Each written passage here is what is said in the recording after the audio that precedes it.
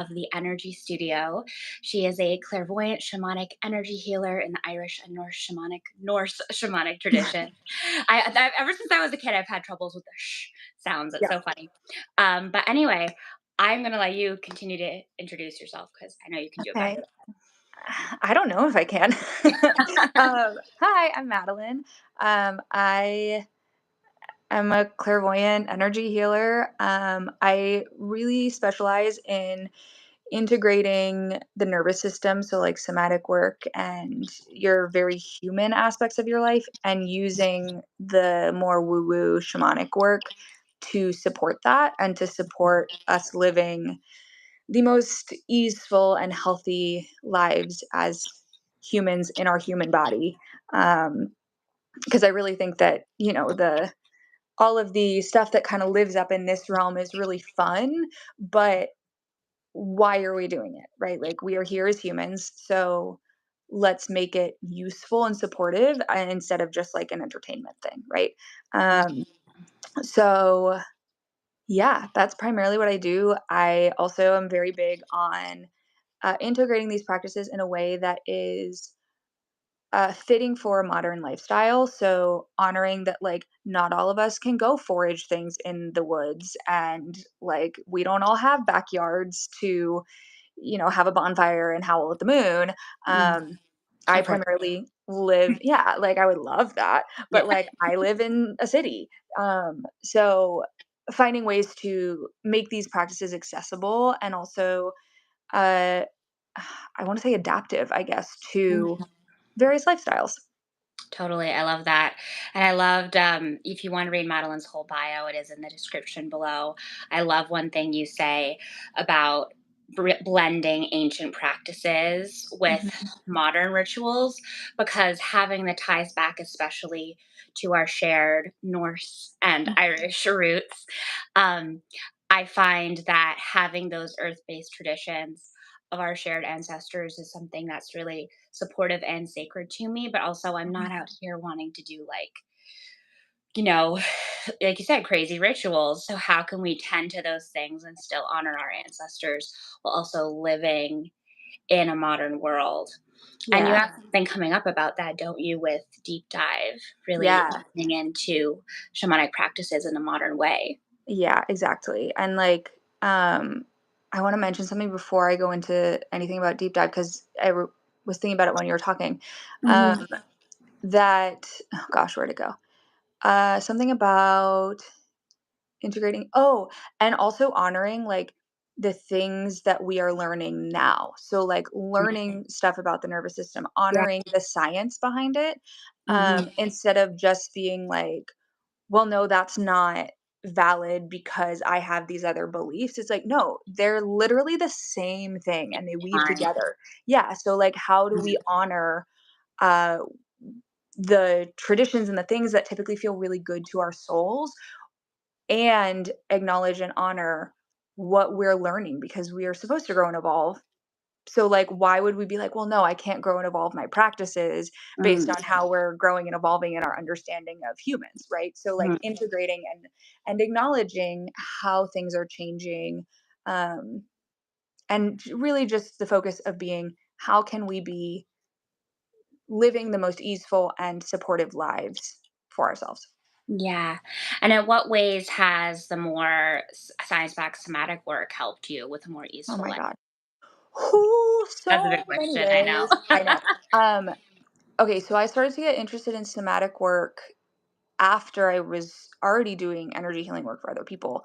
And it really felt like the missing link, and also like a way to describe it to people that maybe don't have as much experience in the more woo woo, like esoteric world, to be like, okay, these are the sensations you're having in your body. So, like, what's going on a lot of the time in sessions with my clients, they'll be describing things and they'll be like, oh, I'm just feeling like really lethargic, or I'm having trouble getting moving and motivated. And I'll be like, all right, what's going on with your sleep then? And it's not because I'm saying, like, oh, well, you're not sleeping and that's why. It's because I know that in the nervous system, freeze state is an activation of the dorsal vagal complex, which is primarily lives in the area of your body that regulate sleep. So, Mhm. like, acknowledging, hey, what are some of the very human things you have going? Another one, this happened with a client last week where I was like, I know you didn't mention anything about this, but like, what's going on with your stomach? Like, have you been having any stomach issues? And she just started laughing because she was like, yes, yes. And I'm like, well, yeah, because everything you described to me about how your body's responding tells me that that part of your nervous system is overactive. And then we can tie it into like, okay, what is happening on an energetic level that is causing those triggers in your nervous system, that like hyperactivity in your nervous system in that area of your body, and causing this human body response where your body is like, hey, I need help, I need attention. So I think the two really go hand in hand and support each other. Mhm.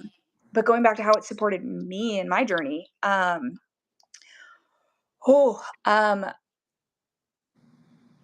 it almost feels like my own healing and growth just, like, accelerated Mm. when I started integrating the somatic Yeah. into the shamanic. Because like, for a while, I would talk to people about how, like, I'm healing all these things, but I don't have, like, direct acute trauma events from my childhood. However, my body and my mind would respond to things in ways that felt like I had. So there was like this disconnect of, okay, I don't have any cognitive memories of like this happened, or like this big event happened and everything changed. Um, and starting to do the somatic work, I started to learn more about the like low activation levels of stress and how the consistency in that in childhood, our bodies respond the same way that they would to an acute trauma.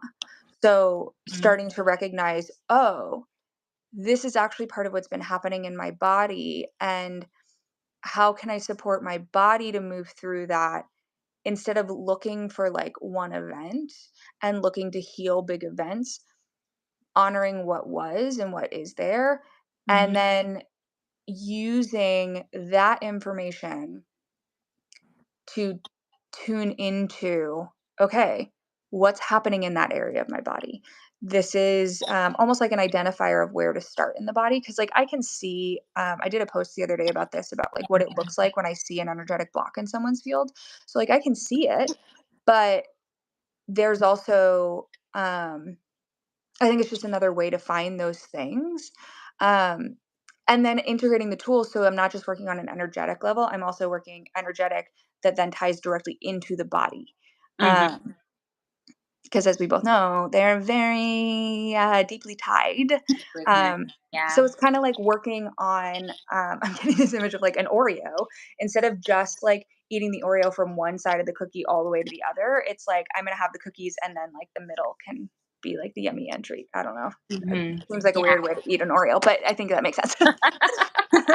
If you wanted to eat an Oreo that way, that would be the great way to Exactly. approach the energetic and the physical body. Yeah, yeah, like we're Yeah. working on from both sides, not just the like, Mhm. let's only do the energetic field stuff and then Mhm. like hope that the body follows suit. It's like, let's Mhm. do both at once and come together a little bit more efficiently. Totally. That's also why I got certified in breathwork and meditation, Hmm. and I'm getting certified in yoga dance, which is a form of Oh, somatic dance. yeah. Because, like, so much of what ends up manifesting as a physical blockage or a physical issue like started in the energy body. But if something's a physical block or a physical issue such as anxiety, like needing to breathe it out or shake it out or focus on the somatic work can really Hmm. help then shift it out of the energetic field as well. And that's also Hmm. why I have to say that's why I do like Reiki, because when I started doing Reiki um in 2016, 2015, 2016, I can't remember exactly, I couldn't label that I was under chronic stress, and I had a whole complex series of interweaving issues, but the Reiki just came and helped soothe my nervous system as I was, and it Hmm. went where I needed to be. And then sometimes it's like you get that soothing and then you can figure out, okay, now I need to work on this specific section. Now I need to work on getting myself out of the freeze state Hmm. and supporting myself. Yeah. And jumping off of that, it feels like something I talk about with like both mental health and like ADD stuff too. Mhm. I have ADD and I know you know this, but for anybody who might not, I'm like a huge supporter of medication. And I think it goes to the As same well. principle of like, how do we soothe ourselves and get ourselves well enough to a point where we can do the work surrounding to do the actual Mhm. healing instead of just being in that chaos state, because it's Yeah. so difficult to stay the course when you're in that state. So it's Yeah. like using as many tools as you can to support yourself so that you are well enough to do the actual healing work to heal your body. And then eventually, I mean, I've been on ADD meds since I was a child, so I don't know if I'll ever go off of them because they have such a big effect for me. But, eventually being able to, lower those doses if needed. I've lowered my ADD med doses out of necessity, not out of like a desire. It just was kind of a byproduct of this. So like, I love what you're saying of like the Reiki was what allowed you to get to the point of Mhm. being able to actually address the other issues instead of just trying to survive. Yeah, because when you're in an active trauma, you can't do the healing work because the trauma is present, whether it's big T or little t. Like, Hmm. you need to be able to have at least a certain level of safety, which is a privilege, Hmm. um, to be able to do the surrounding work that gets to the deeper healing. Yeah, absolutely. Mhm. And Yeah. I know you, and correct me if I'm wrong on this, you've spent the past 2 years, is that correct, studying somatic work? Yeah. Mhm. So full transparency, I don't think I've ever said this like on a live or anything. So I actually stopped my training in somatic work, but there's a reason for this. So I decided to just like go hard instead of doing like small workshops. I was like, I'm gonna get like the certification, the like from the Somatic Training Institute, which is like Peter Levine's like child, basically. Like he Okay. created this institute is where they train a lot of like therapists and everything like that. Like it is really a program for coaches and therapists. And I got to a point in the training where we started to go into um, like deeper, more niche work. So like the next level that we were going to do is going to be like medical trauma and like how do we do Mhm. somatic work if you're in the middle of like a medical trauma event. And I was like, I love doing this, but it's not where I am right now. I might jump back in at some point, but I was like, where I am right now, it's not supportive of my specific clients and who I work with. So I Yeah. did the first year, which is like learning about the nervous system, learning about how to like move through these things, learning some of the somatic practices. But then once I got to the more advanced stuff, I was like, you know what? That's not actually supportive of Mhm. what I'm You're like, doing. this And isn't I'm what that's not your field work, basically, yeah. exactly. I Mhm. was like, I don't necessarily need to become a specifically somatic therapist. Um, But yes, it's been about 2 years since I started Mhm. doing that work and integrating it actively, and Mhm. practicing it for myself. I think that there's a lot, and actually this brings it back to deep dive. I really am a firm believer, and this is how deep dive is structured, that we learn through self-experience. Like, we Mhm. can absolutely learn cognitively, and, like, you don't have to go through deep trauma yourself to understand, like, what happens in it, but I really believe when it comes to practices like this, experiencing is one of the ways that we end up with unique practices, if that makes sense. So, Because like then we figure out what works best for us. exactly. And, like, that's giving myself that freedom of, like, we are figuring out what works best for me or for my client as opposed to we have to follow the textbook ledger, like, Yeah. everything. Uh, I'm a firm believer that that is how you learn these practices because they are not finite. It's not brain surgery where it's like if you turn left, or if you cut left, they're paralyzed. Like this is not brain surgery.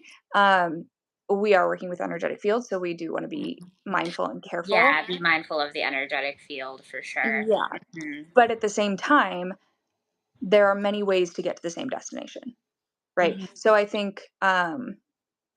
feel like I tangented, but I'm a really big believer that if we learn the base practices and we like have a mentor who's able to be like, whoa, whoa, whoa, maybe don't go that direction. Um, experiencing things and giving your body and your system the confidence of, okay, no, I actually can go the direction that my intuition is telling me, and then I can figure it out because I have this foundation of the tools. Mhm. I think that is way more useful for self-work and work on other people than feeling like, okay, I do this and then I do this and then I do this and I check off all the boxes and Yeah, then everything should be also right. it.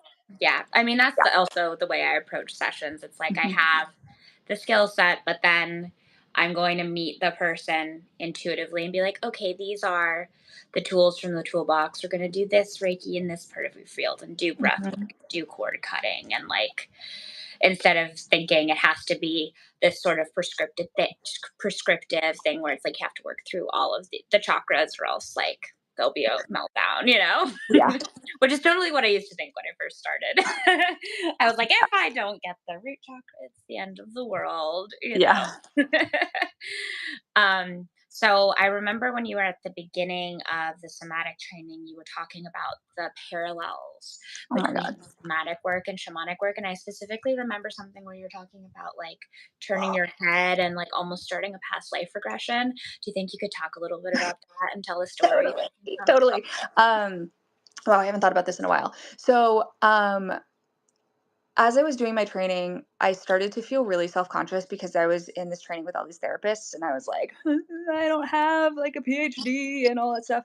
Um, and then I mentioned that I do shamanic healing, and the woman who was leading the training was like, you know that Peter Levine almost went into shamanic work. And I was like, what? And the reason that that work is actually in Canada, is the somatic work is in Canada, is because he had started working um, with a healer there, like in some kind of indigenous group or something. I don't know the full details, but he was kind of at a crossroads where he was starting to do the research and the work with the nervous system, and then he was also learning these different healing modalities, and he was going through one of these practices with somebody who was a healer, and the healer said to him, you know, what I just witnessed you do with that person was almost identical to a soul retrieval.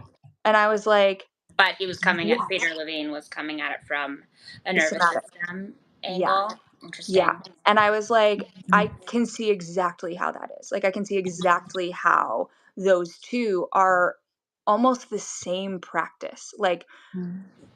yeah, I'm not gonna go too much more into that. So anyway, um, that's when I was like, "Oh, no, there's, like, so much crossover in this stuff because it's all in Mhm. service of the same thing." It's just, again, 2 different sides of working from the energetic field first versus working from the nervous system first.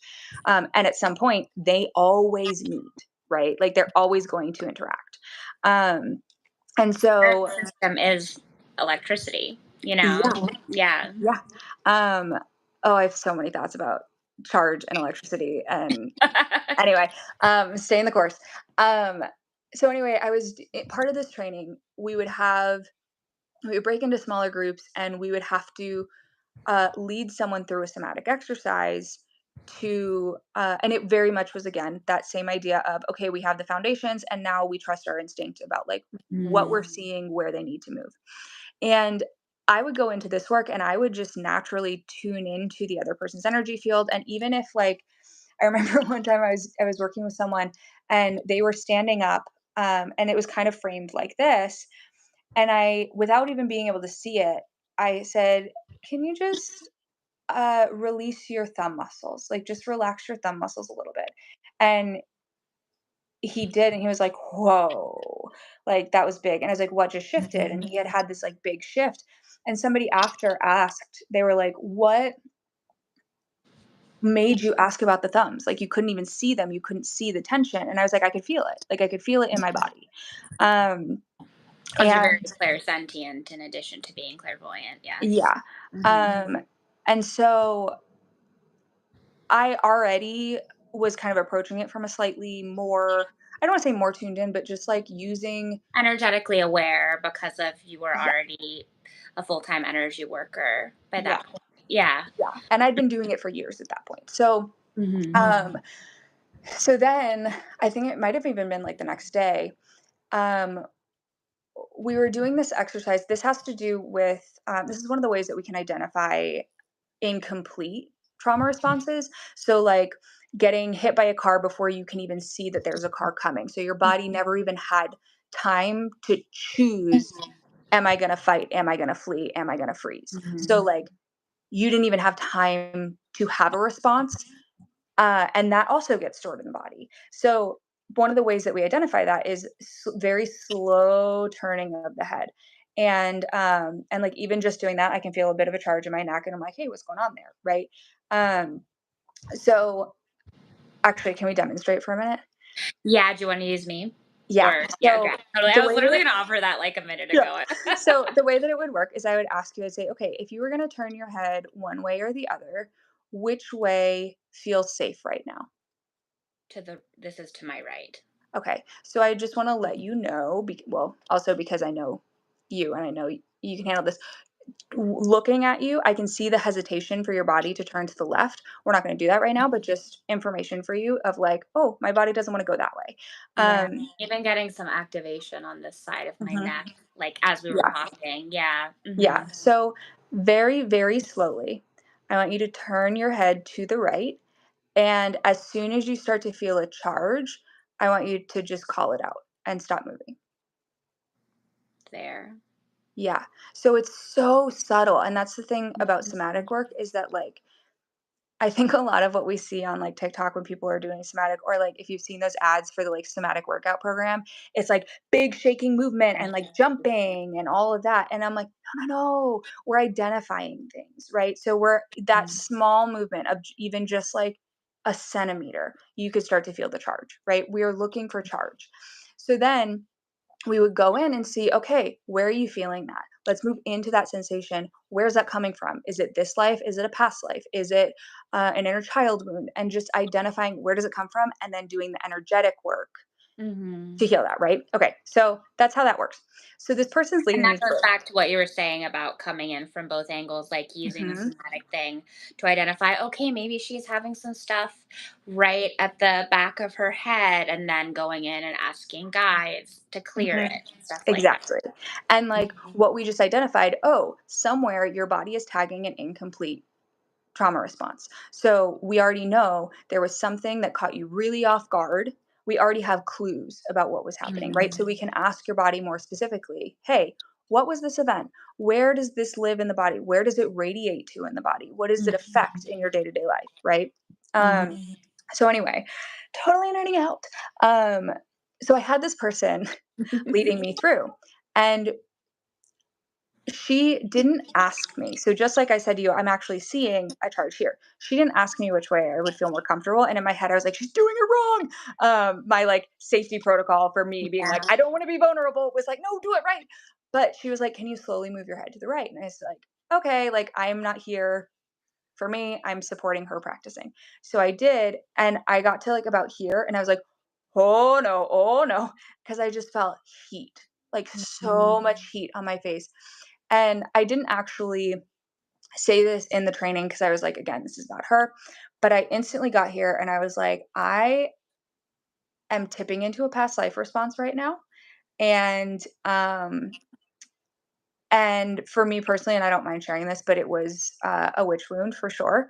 Um, and I had clearly died in some kind of fire. And I scheduled a healing session because every time I would start to go there, I'd be like, no, no, no, no, no, no, no, no, no, no, no. So I scheduled a Mhm. healing session with my healer, and I was like, every time I turn that way, in a slow way. And the thing about the slowness is that I can turn my head to the right, no problem.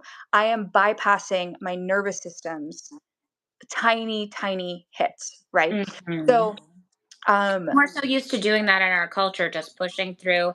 And I think I've seen some of those like somatic workout ads, and I've been like, but you're not listening and you're pushing through.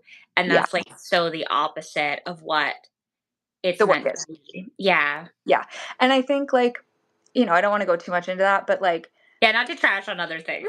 yeah, but Yeah. like I think that what's happening there is that we're identifying that most of our nervous systems are really dysregulated and we're trying to find ways, right? Yeah. And like someone decided, I recognize that when I exercise, I feel better in my body, and in my nervous system respond better. Okay, great. But that doesn't mean that we're doing healing. There's a difference between exercise and healing. Um, Like, I used to over-exercise up at the wazoo, especially when I was a teenager, and I had literally mhm, no other coping mechanisms mhm, because that was the only thing that made me feel better, but then, like, you exercise until you're nothing because mhm. like, Yeah, you're not actually dealing with the root cause of the problem. yeah.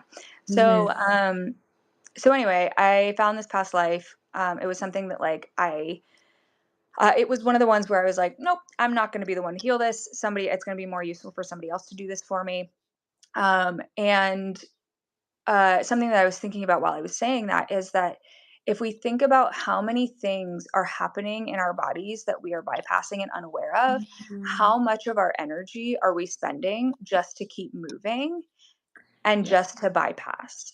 Versus if we take the time to heal some of these things, to honor them, to recognize what's happening in our bodies, um, how much less energy it takes to just function, and then how much more capacity we have to do things, right? Yeah. And I also want to like be specific about something here because I think it could be easy to jump to the conclusion of like, oh, well, people who are really successful or who can achieve a lot must be really regulated, right? Mhm. Like I will catch myself sometimes in the pattern of being like, oh, well, there must be something wrong with me because I'm not capable of doing that. Um, but I really want to insert here that that's not true, Mhm. because just because someone can is really good at bypassing and charging through their body's responses does not mean that they are not having them. It does not mean that they are not exhausted. It doesn't mean that they are wildly unhappy. Um, and I think for a lot of us, especially those of us who, lean a little bit more sensitive, and more in tune to things, Mhm. we doing work like this helps us build capacity so that we are able to accomplish those things in a way Mhm. that honors our bodies as Yeah, opposed to and like then when we are at a limit, then also being aware when we are at our limit of our capacity or we don't have bandwidth for anything else. mhm, And then learning how to say no and how to protect our energy. I mean, that's so much of what energy alchemy is about. Instead of like mhm. beating ourselves up for not having more capacity, being like, okay, how can I tend to myself at this level? And really, it's about building resiliency that is self compassionate as Yeah, well. yeah. And something off of that idea too is that I think it's such a fine line. So like I'm hitting a point with a lot of my clients that I've been working with for a few years now. Um, who really needed to retune that sensitivity to their body. And so they're getting really clear about it. But like I had a healing client this morning. I literally wrote down, I have the notes right next to me. You are not a delicate flower. Her guides were like, keep going. You're not a delicate flower. Like Mhm. you are building that strength back. And they were like, it's not that you're bypassing experiences that are happening. It's like um almost like an over gentleness at some point. Um, I'm trying to think how to explain this clearly. But it's like the pendulum swings, right? So like we've spent most of our lives bypassing. We're taught to bypass. We're taught to, stay the course of society. So then we start to swing this way and we're like, I'm going to listen to my body. I'm going to like be very kind to myself. I'm going to recoup. But then as you're rebuilding, recognizing that you do have more capacity and some of those sensations, you actually have the tools to move through them now. Whereas at step one, you didn't. So step one was to Mhm. stay there and to not do anything. But now you're at step five. And it's my guys are kind of tuning in here a little bit, but they're like, stop acting like you're at step one if you're at step five. Mhm. Right. So like if you're at step five, where you're tuning in, you're aware of your body. Um, an example of this is today, right? I am on the first day of my bleed. My best friend had a baby this morning at 7 a.m. and I woke up and just was the weepiest of the Yeah, weepy and because I was like, because it's the full moon in Leo, like, you're, like, the God, 8th person I've heard this week who's been like, "I'm waking up crying," and, like, everyone's super yeah, emo this week, yeah. yeah. So like, Mhm. and you were even like, do you want to reschedule this? And I was like, no, I don't need to. Like, I Mhm. can listen to my body and say, "Yes, I'm having these sensations today," but I know how to move through them in a way that still honors my body and where I'm not using so much of my capacity that I can't show up for myself, right? Mhm. So, like, Mhm. 4 years ago might not have been the case. So, Mhm. yeah, that insert of, like, yes, we wanna be so aware, but part of that awareness is also awareness of, when am I actually able to keep moving forward even if it's not easy all the time? When is it Mhm. not detrimental? When is it Yeah. actually beneficial for me to show up even Mhm. when it's not fun? Yeah, that's an interesting perspective, because sometimes for me, especially as a double fire sign, Mhm, it's so easy for me to forget that sometimes people have trouble leaving their comfort zone, mhm. because I will just regularly, historically, I would regularly push past that.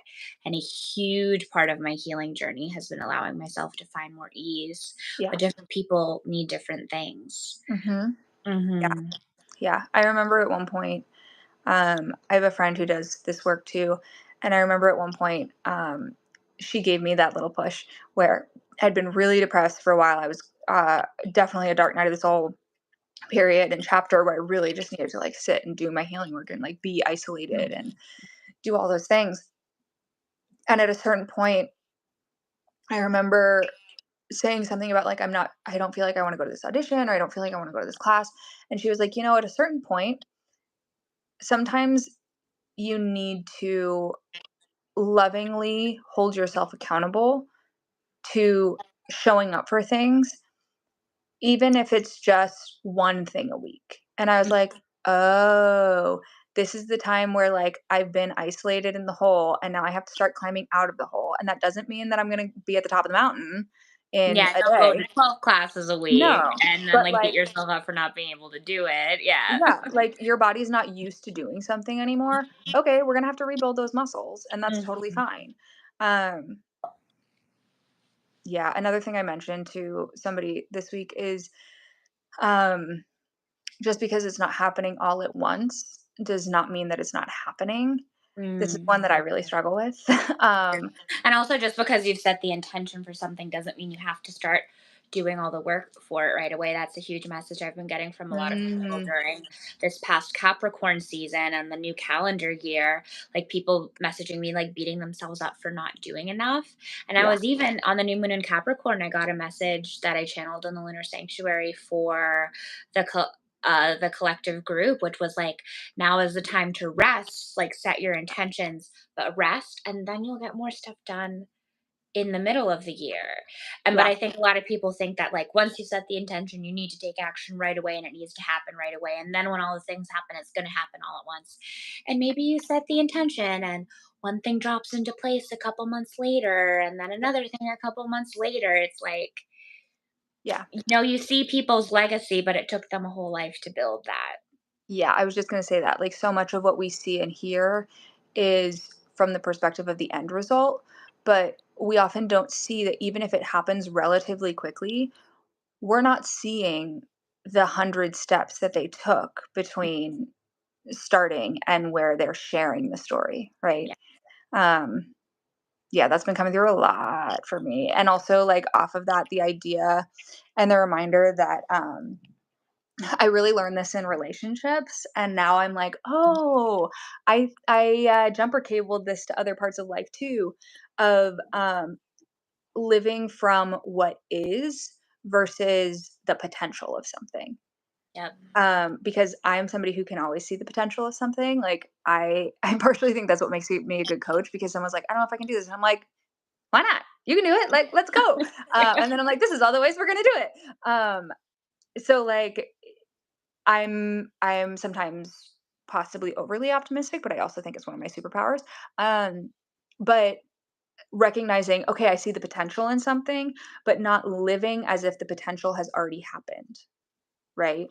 Um, Especially when it relates to other people, because, like, and this is huge from, like, an energy healing perspective. I mean, I was just writing a client about it today. Like, we can't control other people's energy. We can only control our field. And then, through transitive property, that might impact other people, but we can't set intentions for other people. We can't force other people's potential out of them. We have to just manage our own energy field, manage our own bandwidth and capacity, Mhm. and focus on our own potential instead of someone else's as well. And I think that's what you were kind of referencing when you were talking about how you put that into relationships.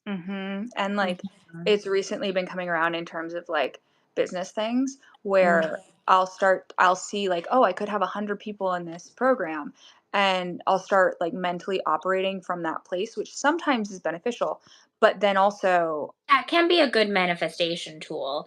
And we absolutely. also need to be grounded in the present moment and the current Exactly. reality. Yeah. It's the duality of it all. Yeah. Yeah. hmm Yeah. So earlier I was getting a ping when you were talking about spirit guides, and I would Mhm. love if you could speak a little more to how you work with spirit Oh, guides, yeah. um, in three different ways: for your own personal life, Mhm. and in the energy work you do with your clients, as Mhm. well as how you recommend other people work with their spirit guides. Yes, I love this topic. Mhm. As you're saying this, I'm feeling very drawn to mention that next week is in bulk. So, and Yes.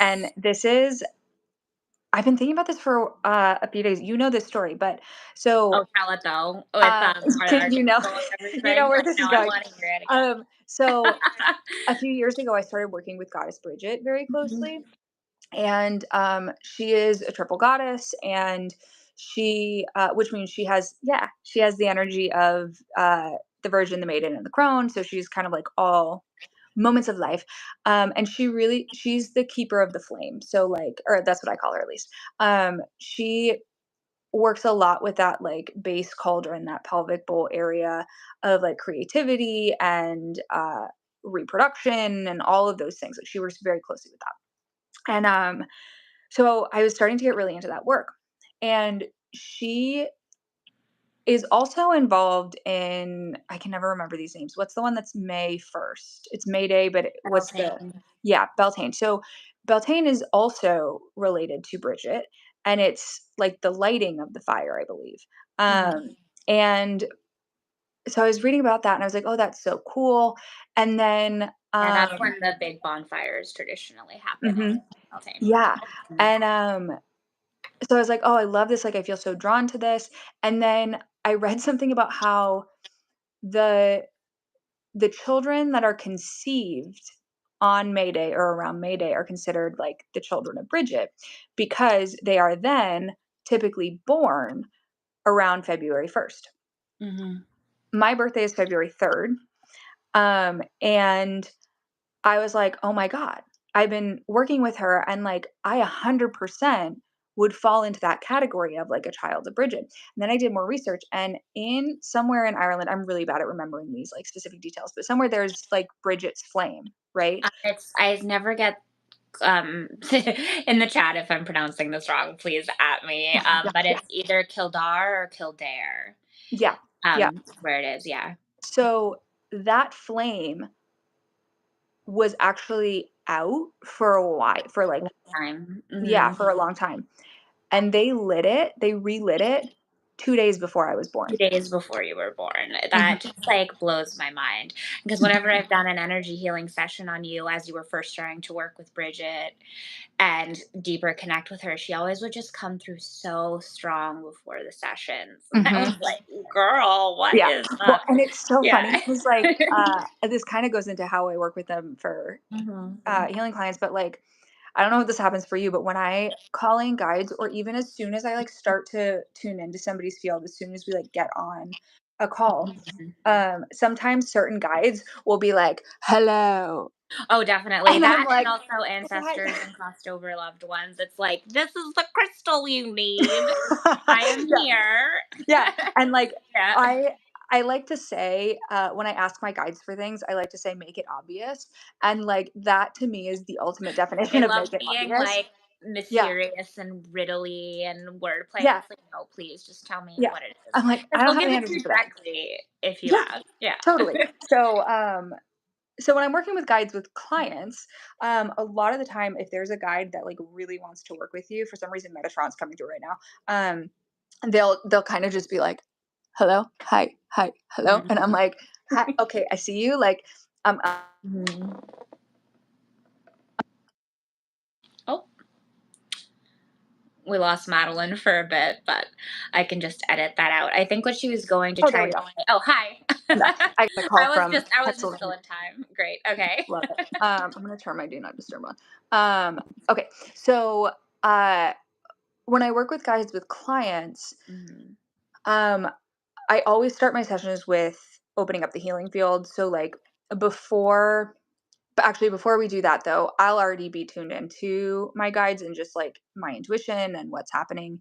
And as we're talking, as we're doing like an intake form, I will have almost a split focus. Like I'll always be paying attention to the person, but then also be aware of, am I getting any insights? Am I getting any hits of like, this is what this is? Or sometimes because I'm so visual, um they'll like map it out like a puzzle for me, and they'll be like, look at this, look at that, look at this. Mhm. So I really let my guides and my intuition lead healing sessions. And I have people fill in an intake form, and as we talk through like what they put on the intake form, I'll see other things coming up and like what they're linked to, and it's always guides that are kind of steering that. But then once we're Mhm. actually in the session, so I'll welcome in guides and allies to just create a very safe space, and also just like invite any healing that wants to happen. And then in an actual session, there are a few times, it's a lot less common than when I first started, where I'll use my own energy and like I call it the ancestral wave. Like I'll pull up energy from the earth from my ancestors who are healers and like do work in that way if needed, but that's very rare. Um, a lot of the time it is kind of like being a facilitator and uh, giving permission to different guides to do specific things and being like, hey, this thing is like, I know you can see that this thing is happening, Mhm. please help fix it. And then I will be the one to share with the person, because I think it's important to know like what's happening in our field and in our bodies, Mhm. like what they're doing, how things are changing, how this has probably been affecting them. As we go through. So that's really how I work with them, with spirit guides in a session. I really let them lead. They're doing a lot of the work. Um, and I feel more like a facilitator. Um, with myself, um, my guides taught me a lot of what I know how to do. So like I've had multiple times, specifically with like pelvic bowl clearing and like the cauldrons, and then also soul retrievals, where I when I in like my first year of doing this work, I would find myself in situations.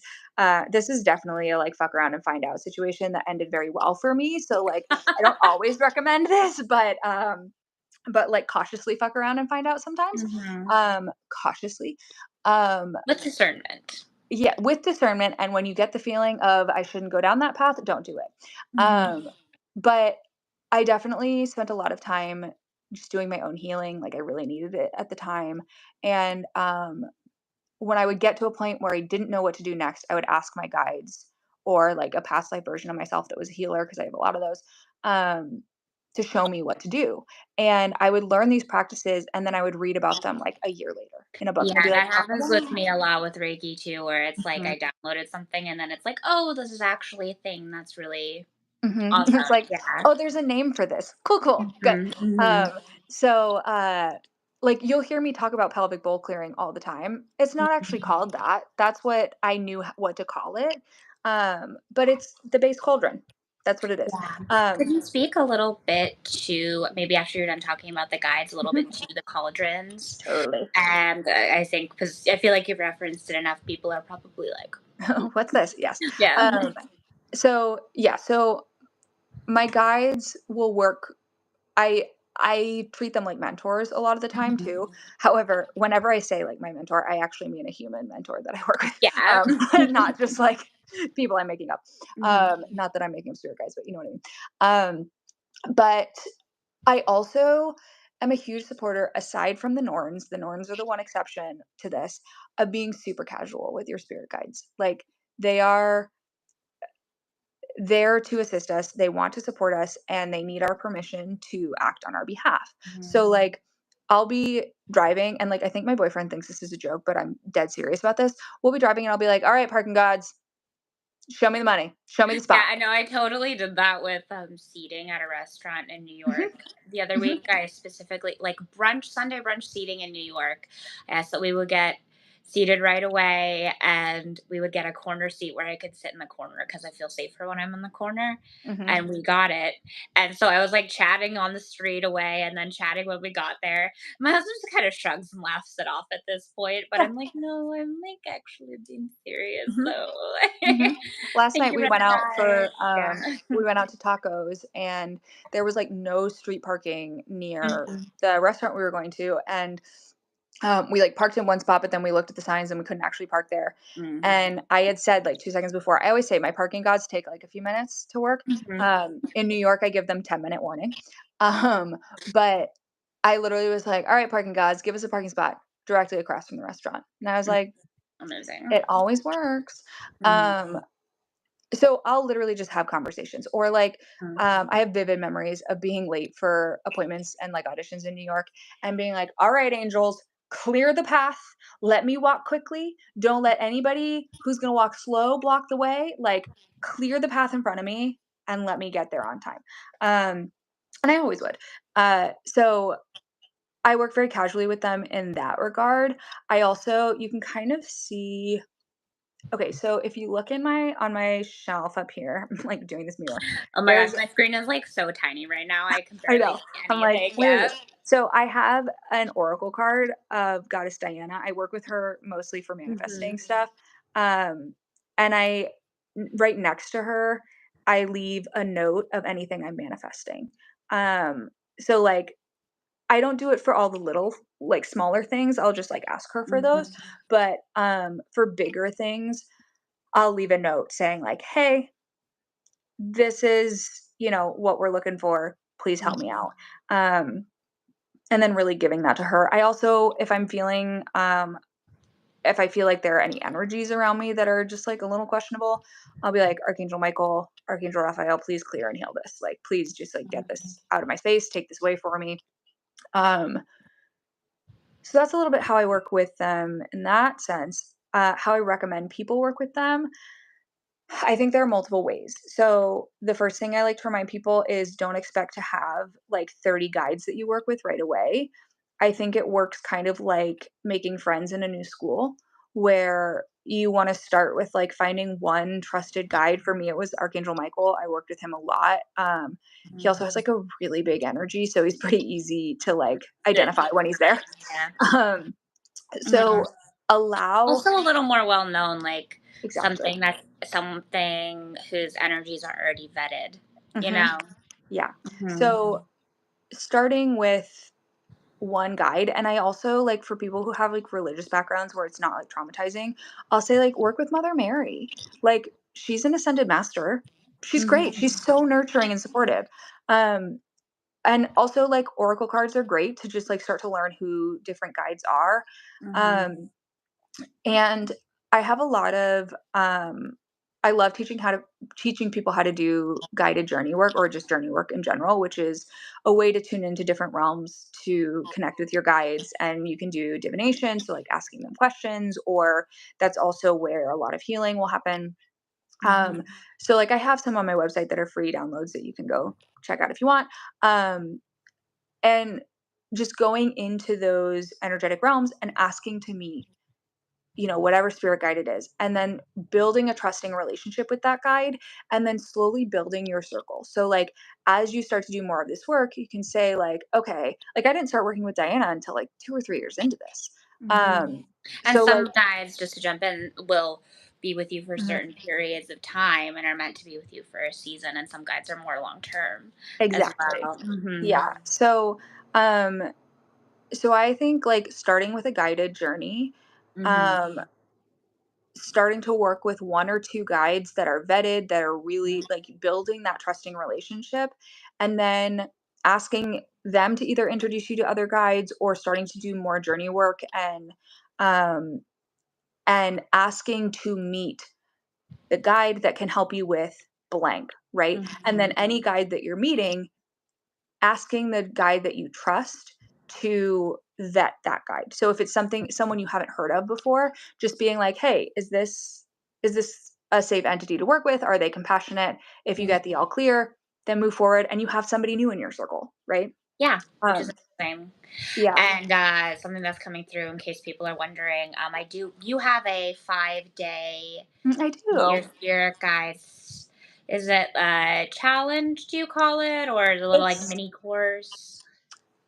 I've gone back and forth between calling it a practice and a challenge. Okay. Um, because it's really flexible. It's you get access to 5 different guided journeys that are um, that introduce you to different guides and allies that you can work with. And it's not like meet Goddess Bridget. It's like meet a goddess or ascended master who you already might have affiliations with, because we can also inherit affiliations. So like Yeah. Goddess Diana is an inherited manifestation affiliation for me.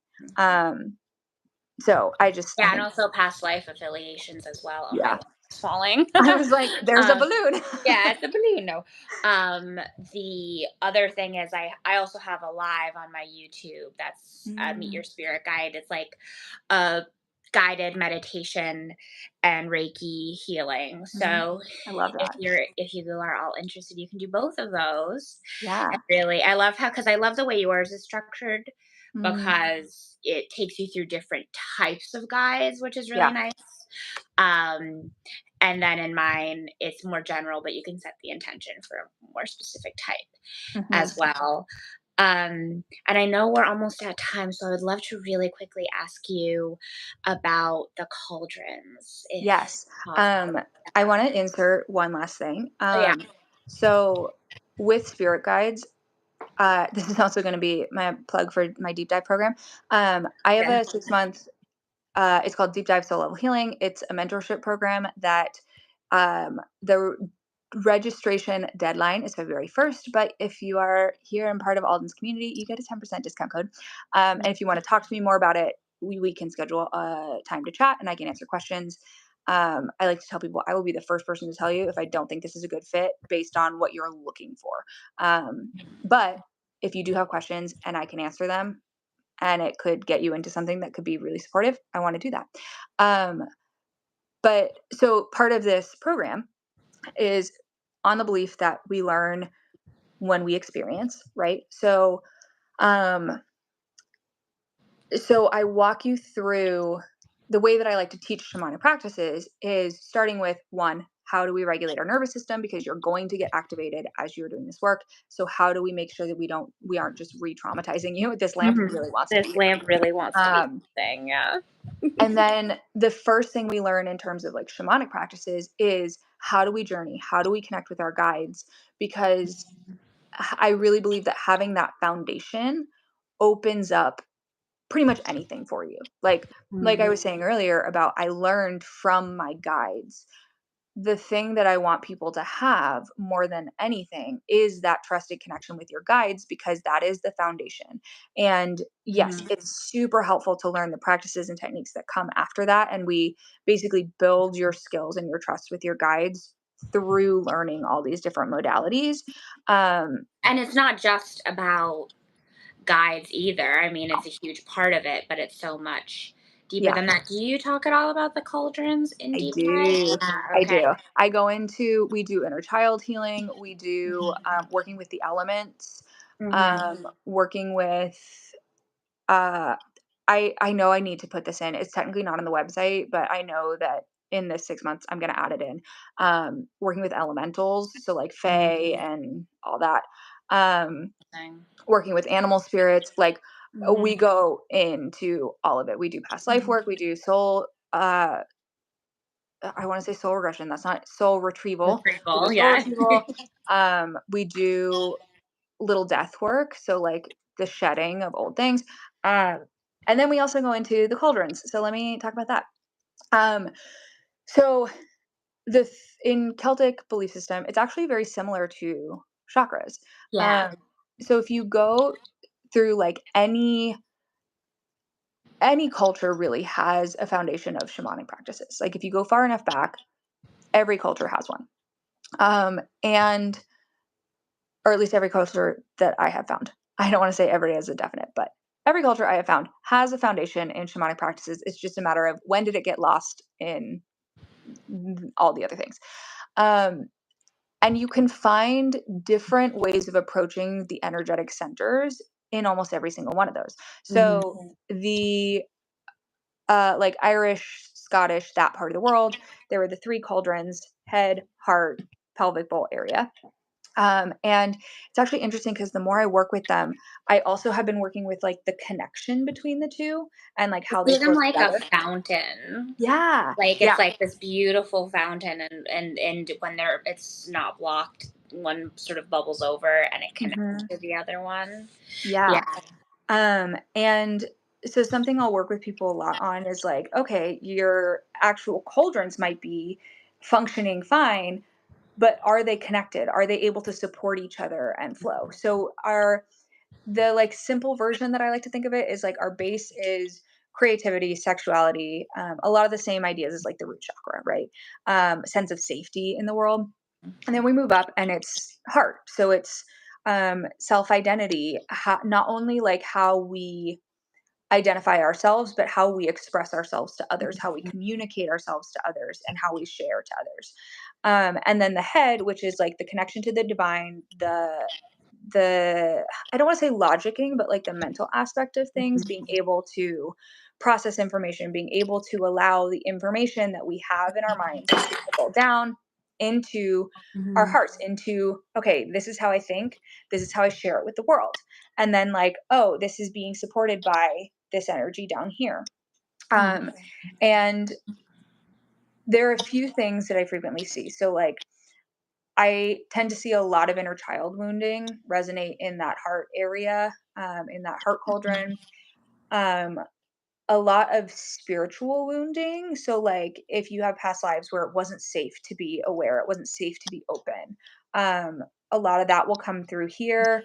Um, the pelvic bowl area tends to be, I call it just like the energetic gunk, like the stuff that we work through in our heads, but our bodies don't know how to release it, or especially Mhm. ancestral inherited stuff falls into that pelvic area. It's also, I see that as because, like, if you've come out of the womb and there's a Oh, stuff yeah.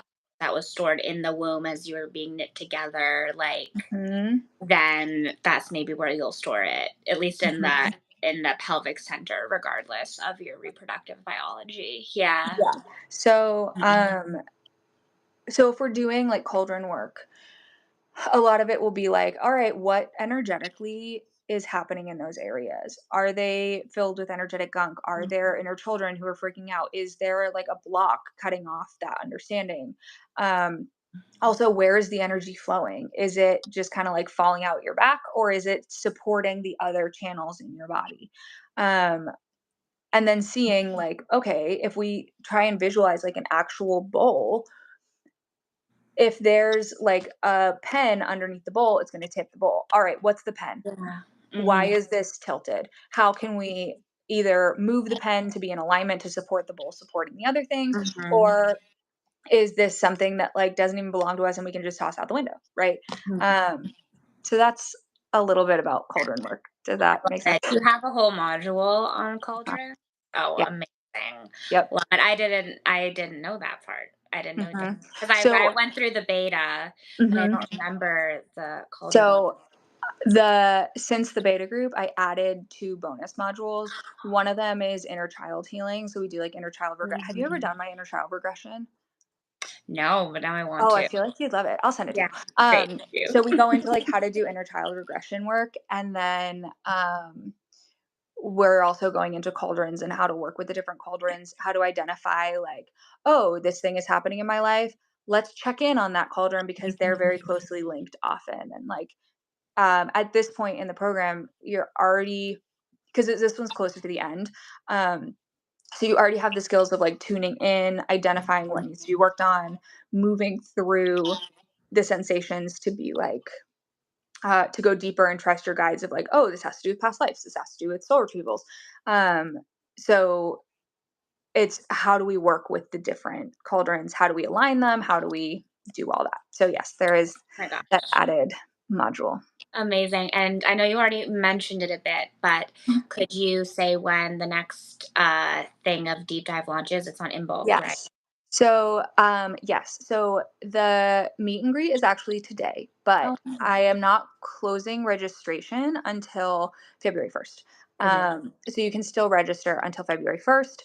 Um, so part of the structure is that each module you have 2 weeks to complete because there's like an information section and an energy section. So when we did the beta group originally, it was 1 week, and the feedback that I got was it's a lot to like go through that healing and then the next week be adding on to it. Um, and so I was like, okay, what if we give more space, right? So there's weekly support in a community check in. So it can be structured how you want it to be. So let's say I like doing the information video and the healing video at the same time. I could spend a few hours on a Saturday morning watching all of it. It would probably take about an hour, hour and a half. And then every Thursday evening, we would have a check in. And in that check in, we're sharing our experiences. Because, I mean, I think you could probably attest to this too, but I really feel like so much of my growth in this area has to do with not only my experiences, but hearing my friends' experiences Mhm. and hearing the experiences of other people doing this work and being like, oh, that adds to my experience, or it adds a deeper understanding to my Mhm. experience. And often So, for me, it validates my experience. I'm yes, like, wow, if these four people all experienced the same thing as me and we didn't talk about it before we experienced it, then what yes, I experienced has some groundedness to it, you yes, know? Mhm. absolutely. So it could be that every 2 weeks you're doing a video module and there's also a workbook. And then every week we're We checking love in a and sharing workbook. our Yeah. experience. And we love a workbook. We're sharing our experience. We're supporting each other. I'm also going to include like, we're probably going to do a journey or some kind of like mini healing in every check in just as a like, hey, let's have at least once a week, we're having a time to ground down, you know? Mhm. Um, I and so then yeah, there are also probably gonna be just because I know myself, there are probably gonna be times where I'm like, "All right, this wasn't in the module, but here's some more stuff that I can share with you because mhm. I like talking about this." Um, And so you're we also have so that as well. intuitive and you like listen Thank to you. the group as well. Yeah, Yeah. yeah. So it's So like very much going with the flow in addition to all the already wonderfully packed modules. thank you. Yeah, so all of that starts today, but you can register until February 1st. And the sooner you register though, the longer you have to complete the first module, which is all about nervous system regulation and how to start to work with your nervous system so that you can be Mhm. doing this healing work and not just triggering the fuck out of yourself. You know? Amazing, yeah, because we don't wanna be dredging shit Yeah, up without being able to regulate it. And exactly. if you are interested in joining Deep Dive before February 1st, Madeline has been so kind as to give the Alden's Mm, Energy community a discount code. So you yes. can use code AEH10 to get 10% off of the Deep Dive program, and Yeah. that is linked below in the description as well as I will put it in the comments. Yay. Mhm. Yes. Okay. Love that. Is there anything else you wanna share? How they can find you on Insta or your Yeah. newsletter? So all of my social accounts are the.energy.studio. Mhm. That's on TikTok, that's on Insta. I don't have any of the other ones because I don't know how to use them. Oh, actually we are on Pinterest, but I'm not very active there. And oh, and I'm on YouTube, but again, I'm not very active there. I have to learn. I'm gonna pick your brain about shorts because, I have them. Repost my Um, other yeah, videos from Insta yeah. and TikTok, yeah. So we're gonna do Super that. high tech, yeah. So feel free to follow me here too. At some point, one But day, there might Madeline be does video. slay at TikTok though, so if you're a Oh, TikTok person. I do love a TikTok. Mhm. And actually, there's something I want to talk to you about with TikTok later because I Great. saw someone do something and I was like, this is brilliant.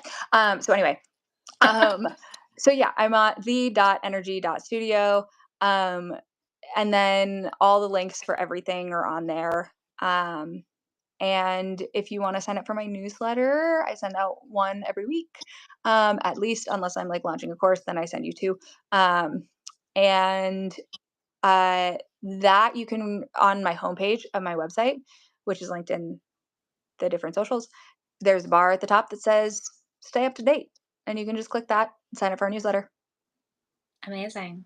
Yeah. Great. And go take deep dive. It will be transformational for your energy healing and energetic support and nervous system support too. Truly. And thank you so much, Madeline, for being here and for your Yes. time and your deep wisdom and your intuition. And on a personal level, your friendship. I am Oh, deeply grateful for you. And I look mm. forward to the voice message Oh, about talk. yes, absolutely. Thank you for Before the having me podcast. and for sharing me with your wonderful community. You're Yes, so of wonderful. course. All right, you're the best. Bye. Yay. Have a lovely evening, everyone. Thank you for watching. Bye. Bye.